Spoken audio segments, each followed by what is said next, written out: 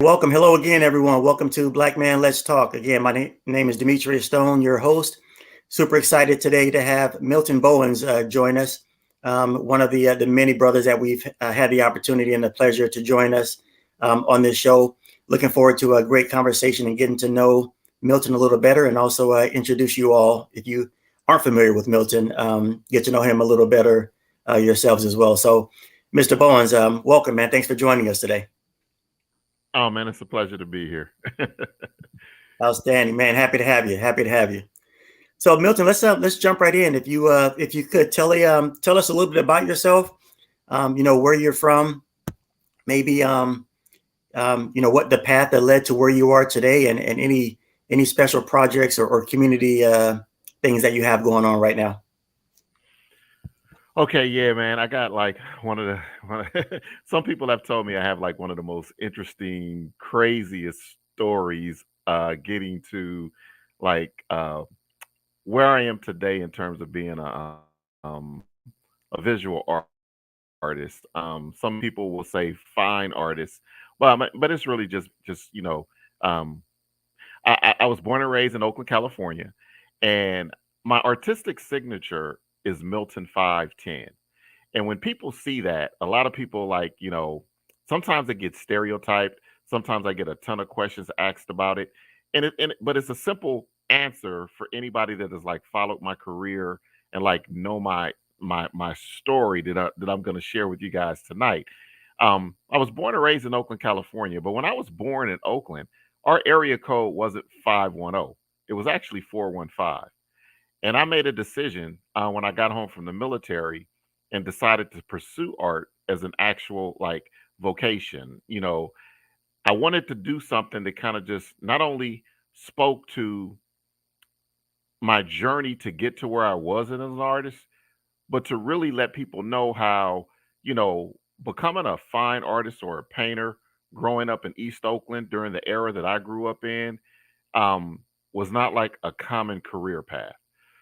And if it wasn't for my family and their encouragement, I probably wouldn't be an artist today. So I'm the fifth boy of 10 children. I got nine brothers and sisters. So I was the fifth boy and the 10th child of my family.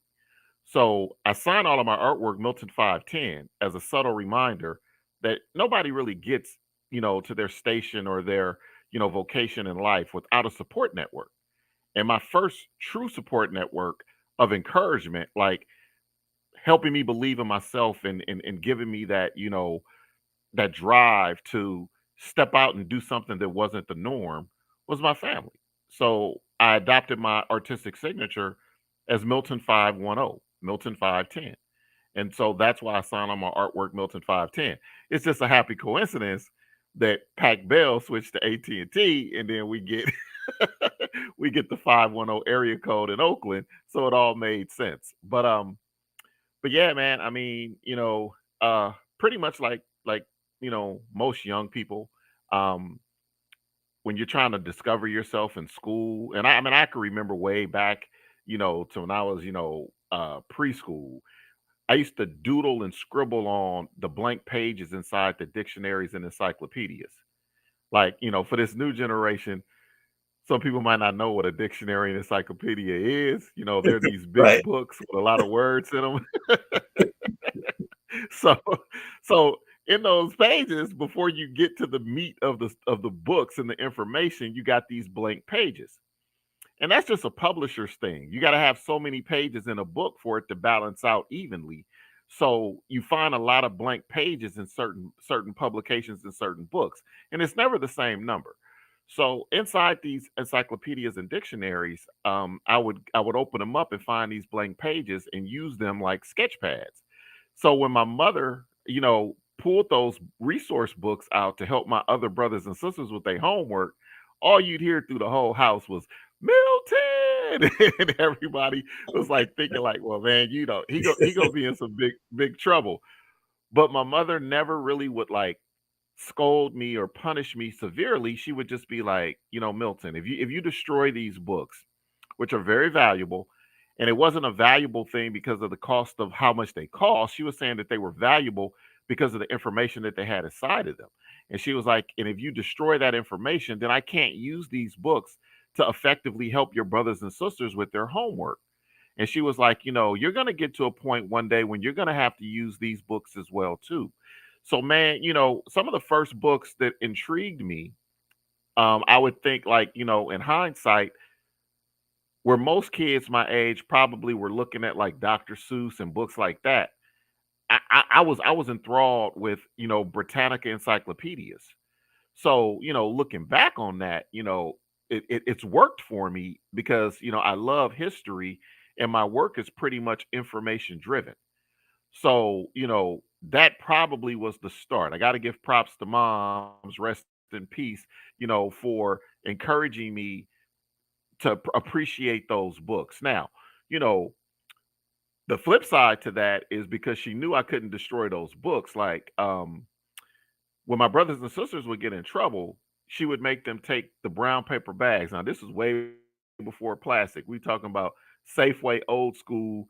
Every time you go to the grocery store, you had, 6 to 10 big, gigantic brown paper bags. We talking about, anywhere at one single time, 6 to 8 kids in the house at the same time. It was mad grocery shopping. So she would make them cut up these brown paper bags and either staple them or tape them together to make me these little makeshift sketch pads. So that kind of was my early encouragement. So, as an arts educator, I always try to tell parents, like when I have my parent teacher conferences or I get an opportunity to meet the parents of my students, I try to ask them, like, when your kid brings creative pieces home, regardless of what they are. And we've all had the refrigerator moment. Anybody that's got children have had the refrigerator moment where you walk in and you see the kid's picture on the refrigerator. The interesting thing is like when you get the home houses of color, you have a lot of parents when the kids bring home these, refrigerator moments, you know, they'll tell their kid, "Oh yeah, baby, that looks good, but let's focus on something else that's going to give you a real job." And in that single moment, they crush the creative desire of their child without even realizing it. And it's coming from an honest place, but they don't but most parents are not realizing that two-thirds of the creative economy, if you're looking at film, television, music, theater, stage, performance, dance, visual art, is all centered around a creative economy.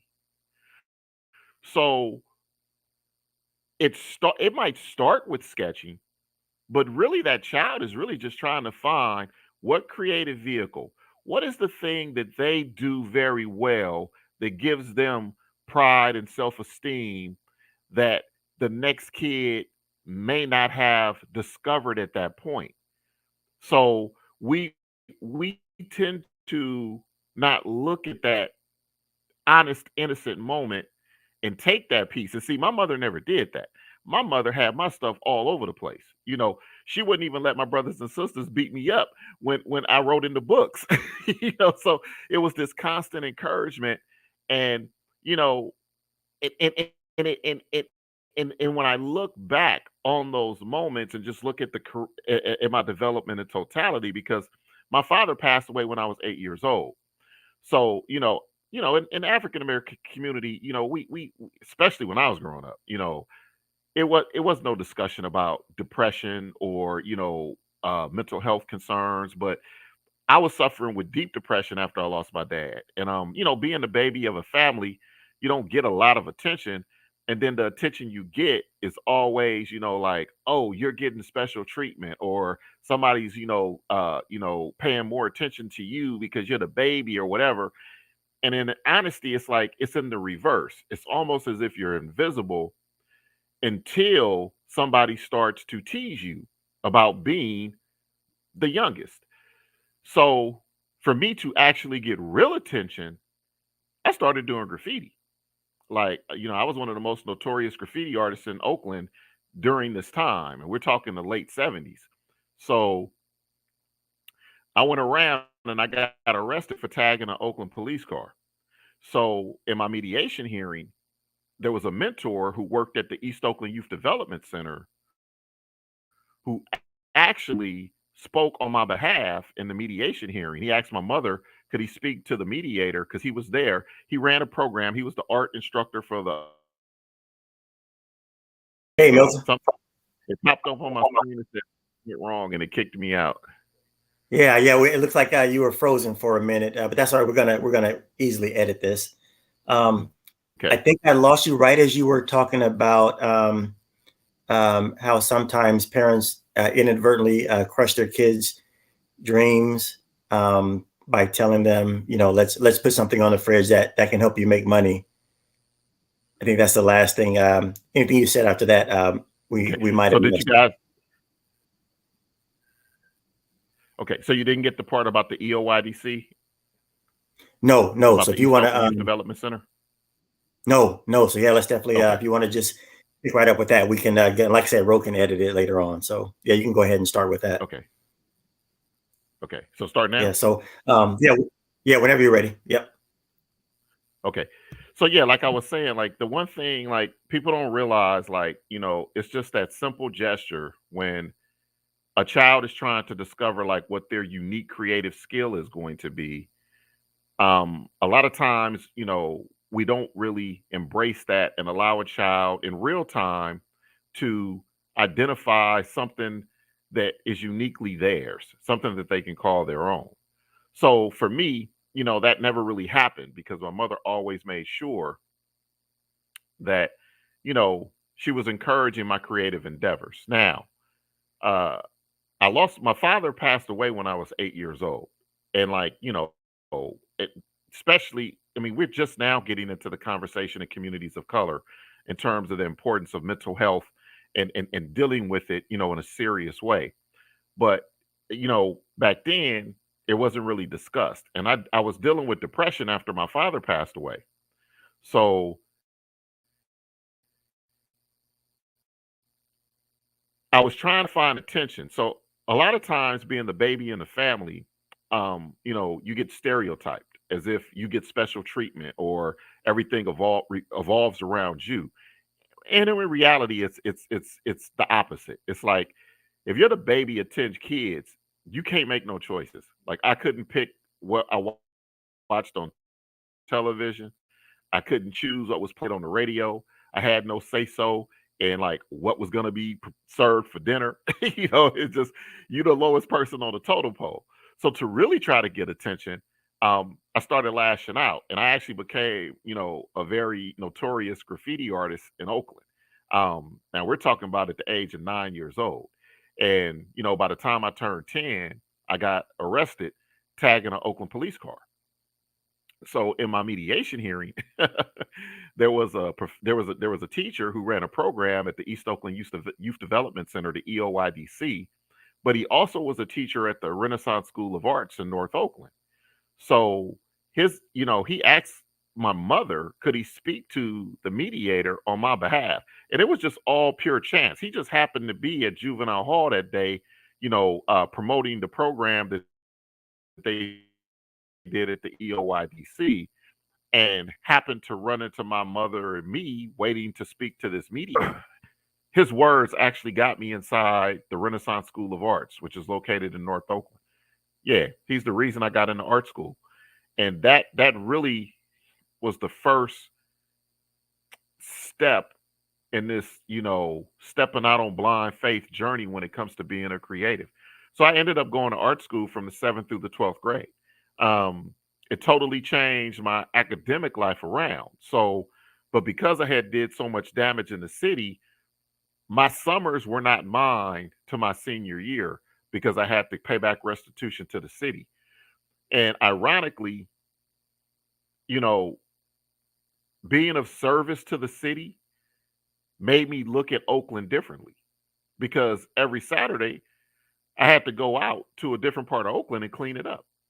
So I got to see parks and neighborhoods and places in the city that I had never traveled before. I didn't even know that it was part of Oakland or the Bay Area, you know. Um, so while everybody else, all my contemporaries, all my homies was out, playing sports and, going to roller skate parties and things like that, I was basically being of service to the city. Now, it was restitution, because I had been, tagging the city, for 2.5 years.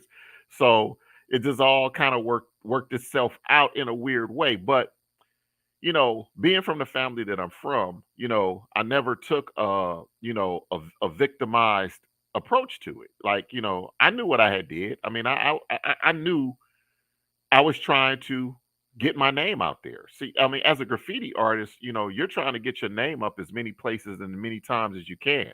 It's a weird way. It's like your first introduction to marketing. And the funny thing about graffiti is like I'm an old school graffiti artist. Like today when you look at graffiti, a lot of times it is some of the most beautiful, self-taught, freehand work you'll ever see. But a lot of it people don't even understand. Like if you don't know the language of graffiti, you might not even be able to make out the word. You might not even be able to find the artist's name in it. And in reality, graffiti artists are trying to get the most attention they can, but they outsmart themselves because they're so creative that you don't even know who did it. So, you know, you learn these things in reverse in real time. So, so anyway, I did my freshman year. I graduated art school and did my freshman year at the California College of Arts and Crafts, which is arguably one of the best art schools in the entire nation. And because I had success in high school as an artist, I actually started taking courses at the college in the 10th grade. So I knew all of the professors and everybody in my freshman year.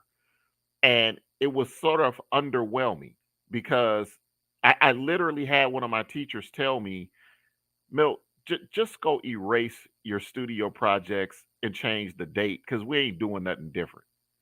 So, not having a freshman year that engaged me really sent me back into somewhat of a depression.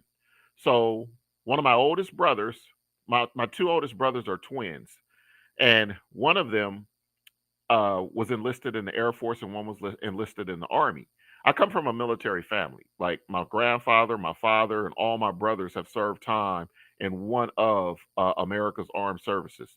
So my brother Jerry, who happened to be an Army recruiter at the time in San Diego, told me to come spend the summer with him just to get out of Oakland. He was like, dude, you don't need to be in Oakland running around, especially with nothing to do, and like that's just a recipe for disaster. Now, this is the time, when Oakland is transitioning from black power to drugs. And so my mother was like, you probably should take your brother up on his offer. So I go down to San Diego and my brother talks me into joining the military. So I actually joined the Army. He put me in the Army. He was my recruiter and I joined the Army and I didn't know how he was working the contract, but he actually put me in the service as a paratrooper. So I end up becoming a United States paratrooper, landing in a special forces unit, going to air assault school, and doing 4 years of service in the 5th Special Forces Group Airborne. Fort Campbell, Kentucky, Fort Bragg, North Carolina, and Fort Benning, Georgia. But my second year in the military, we're doing some joint training exercises, ironically in Egypt, and I get hurt on a parachute jump. I get a high ankle sprain. And while I'm rehabilitating, a friend of mine used to always see me doodling and sketching around the mess hall and in the barracks, bought me a sketch pad. So I just started doing sketches. and because I loved history and encyclopedias, I was a little curious over our unit, like what was the history of our actual unit, the unit that I was serving in. And when my company commander saw my sketches, they changed my job and made me an Army illustrator. So I finished out my last 2 years of service being an Army illustrator. I was one of the artists who worked on the Be All You Can Be campaign. Wow, man, that's amazing, Milton. How chance encounters or chance meetings with people, whether it be the person at your mediation hearing or hurting your ankle on a jump, somebody brought you a doodle pad. How those chance encounters lead to opportunities.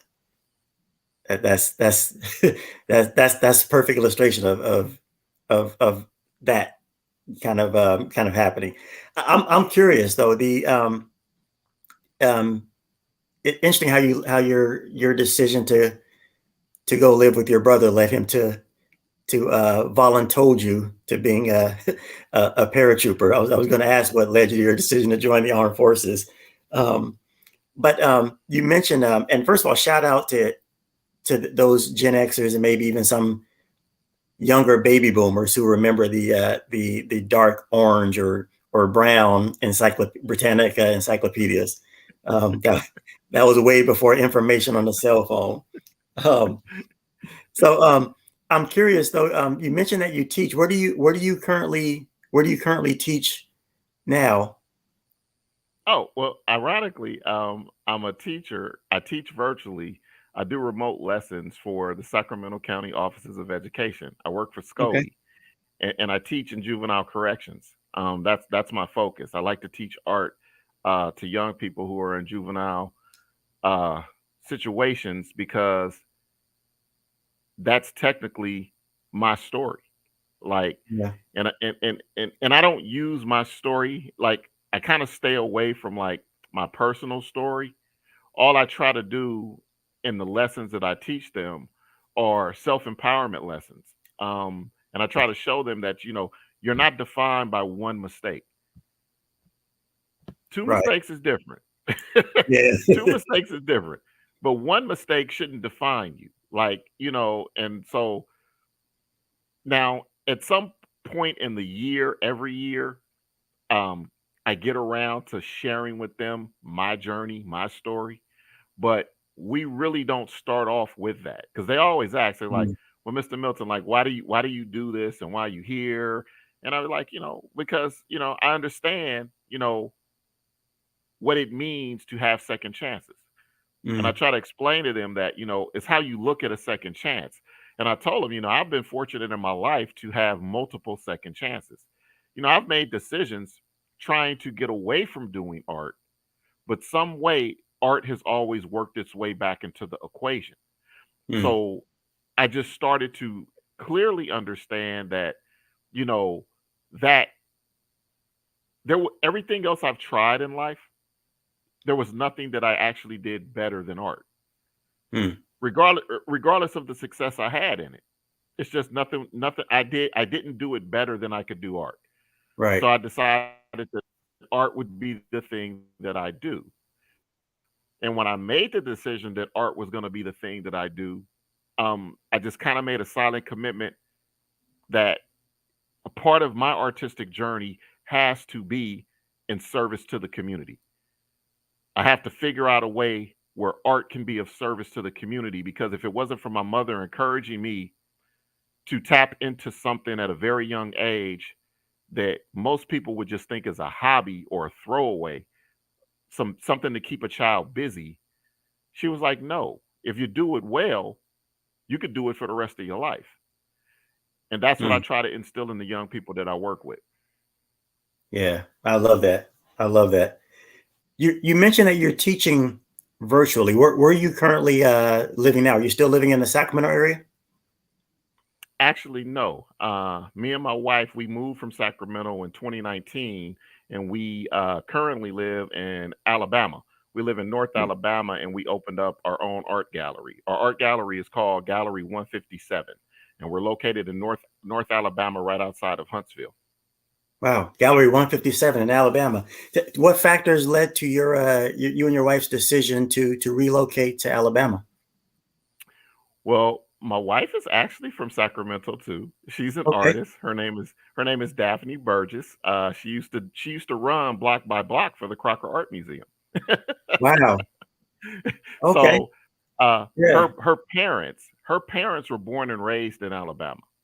Okay. Um, and her father passed away many years ago, but her mother was still current, is still currently here in the state. And she was just starting to get worried about her mother. Her mother was getting up in age, and we are both very family oriented, and the whole idea of closing the distance between us and her in her golden years, became paramount for us. So Yeah. we decided that we needed to move and be closer to her. So that's what prompted the move. And the funny thing is about, when you fully embrace entrepreneurship, and people don't look at being an artist as being a small business within to yourself. Um, you can do your work from wherever you are. I mean, art is one of those unique gifts that you could do it wherever you are. You don't Yeah. necessarily have to be located where you provide the service. Yeah. So, but you got to have belief in yourself, and you got to, have those, you know, a good understanding of how small business and entrepreneurship works. And we both do. So, we didn't have any fear about, moving to the South, being artists. We were like, well, it's a golden opportunity for us. Because for one, I knew I still had contacts in California just from the relationships that I had developed, doing the community work and doing the work on the ground in California for so many years. But I Yeah. was more intrigued about being able to see and live in one of the states that I know was ground zero for change in the world when it came to the civil rights movement. Mm. So for me, I'm using this as an opportunity to, in real time, experience and look and try to develop partnerships and programs that deal with this history that a lot of people today are trying to erase. And I want to do the reverse. I don't want to allow anybody to erase, you know the history of Alabama and how it affects the entire world, from when we look at some of the most seminal civil rights movement moments. I want to amplify it. Right. I want to make sure that this new generation truly understands what it means to be a child of the South, and how the South has shaped American history. So, I'm juiced for Yeah. about being here, man. Yeah. It's been a wonderful thing for me so far. I love that. I love that. Milton, being that you moved there in 2019, you mentioned when you have that entrepreneurial mindset, you realize that if you have a product or a service that you provide, no matter where you are, there is always going to be an audience or a customer for it. I would imagine, correct me if I'm wrong, but if you moved there in 2019, also the pandemic, that next calendar year, also I think just brought it home full circle. Hey, I can do this. Everyone else is now, having to figure out how to do work from home or remotely, and I have um, this skill set and connections in Sacramento that will allow me to do just that, even before the rest of the world was doing it. So Exactly. yeah, yeah, that's So something. Yeah. yeah, and, Mil- and and so it picked up like during the pandemic. I was probably more sought after right, during the pandemic than when I first started out, doing the right. remote learning. I went from doing like 2 or 3 sessions a week to doing 5 days a week, and then people asking me, did I want to run programs on the weekend? Yep. Um, so it's just funny, how major events can change people's perspective on what's actually valued. Yep. And Uh, so I actually use like the classes that I teach now to young people. And one of the programs that I've been trying to develop to help share nationally is trying to show young people how to monetize their talents over social media, like how to take social media and actually monetize their own talents. Because there's no rule book to entrepreneurship. Right. Like you don't have to wait. Like, back in the day, people would just tell, well, go to school, get a good education, go to college, and then, get you a good job. And I'm gonna tell you, man, Dave Chappelle, shout out to Dave Chappelle. Dave Chappelle tells one of the best entrepreneur stories you'll ever hear. His father is like, his father and mother are educationally strapped. Both got PhDs, very learned people. He was having a conversation with his dad, and his dad was like, well, how are you gonna make a living doing comedy? And Dave Chappelle was like, well, Pop, if I do comedy and I can make as much as a teacher, would you think that I'm successful? And his father was like, do you think you can make as much as a teacher doing comedy? And he said, well, actually, I already make more than a teacher doing comedy. And then his father was like, well, if you keep that mentality, you're going to be okay. He said, but what I want you to understand is anytime the price gets too high, based on the decisions that you're making as a comedian, understand you always have something to fall back on. That conversation kept coming back to him when he made the decision to step away from Comedy Central, because he was doing his comedy and he was making all of this money, but he felt in that moment the price got a little too high for him. Yeah. So he said his father told him, as long as he always kept that even mindset, that entertainment can make you more money than a normal profession, but sometimes are you sacrificing more to get that than you would at a normal profession? And he said, as Right. long as you understand and can maintain that balance, you'll be okay. Hmm. So, I try to tell the young people that I work with that, I'm mentored by everybody from history. This Hmm. notion that you have to have a personal connection and spend personal time with an individual to have a mentor experience is the furthest thing from the truth. Yep. I tell my students, like, every day I do a mentor session. I just log online and find somebody that intrigues me or that I'm interested in, and I spend a day with them. Sometimes it might be a couple of hours, sometimes it'll be an entire day. But I give them some time to just listen to their stories and let them tell me about, how they, circumvented obstacles, or how they overcame something, or how, you know, they saw something in someone else that inspired them. And I use those personal mentor moments to help shape the information that I'm bringing to them. And I tell them they don't gotta Hmm. wait. They ain't gotta wait on anybody, to be inspired.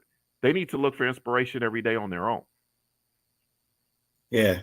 Wow. That's so true. I think every one of us, you know, um, we often read books on, whether it be a mentor or one piece of advice that a successful person took or followed that made them successful.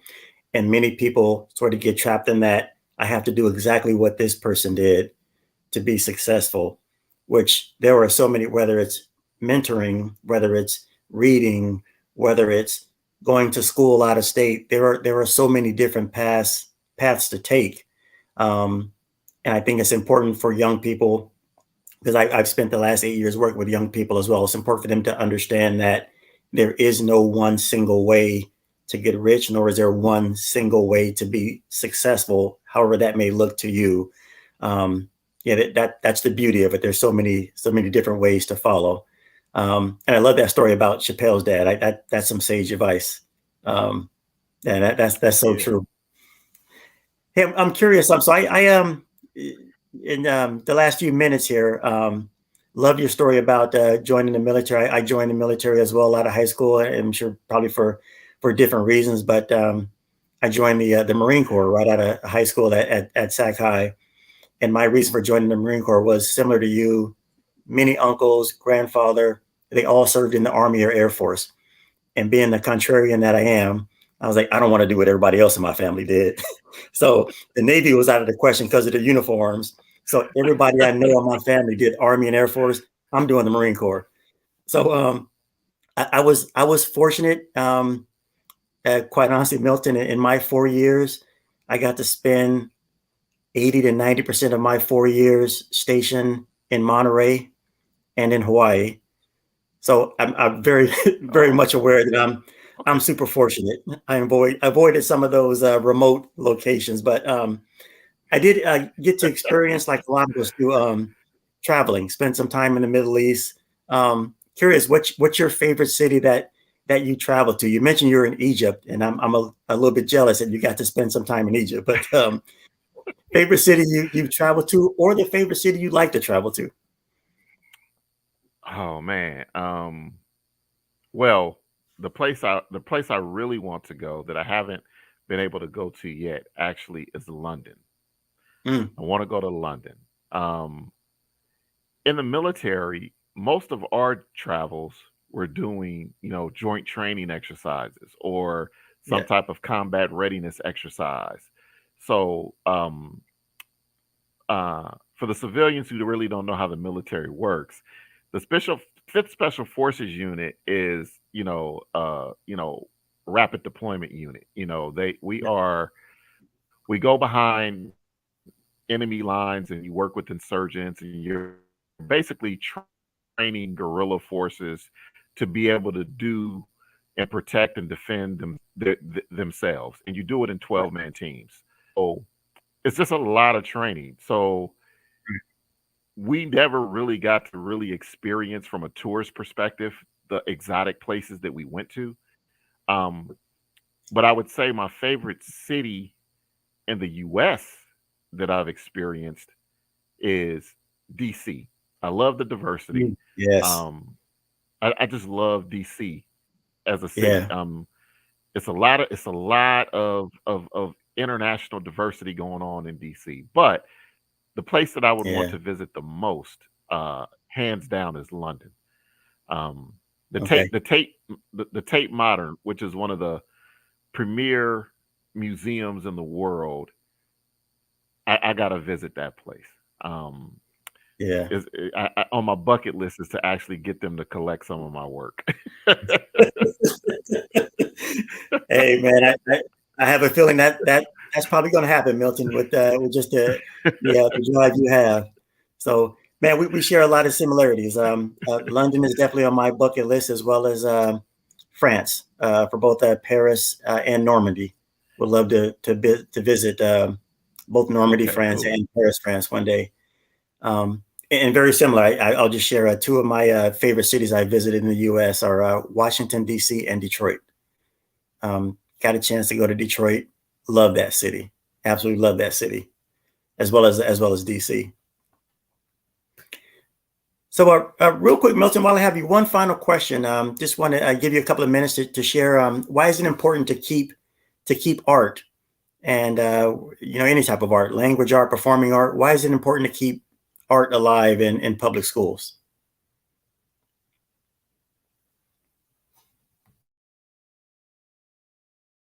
Pumped on the last thing. So you good? You Oh got yeah, everything you need from me?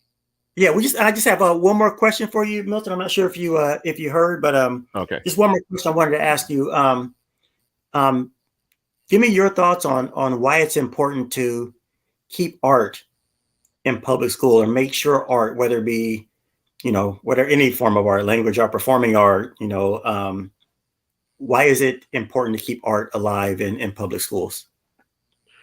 Well, one of the reasons why I think art, should be kept alive in public school is for the simple fact that most people, the way they view art really has to be seriously readdressed. We have been looking at art as if it's a craft or, you know, something.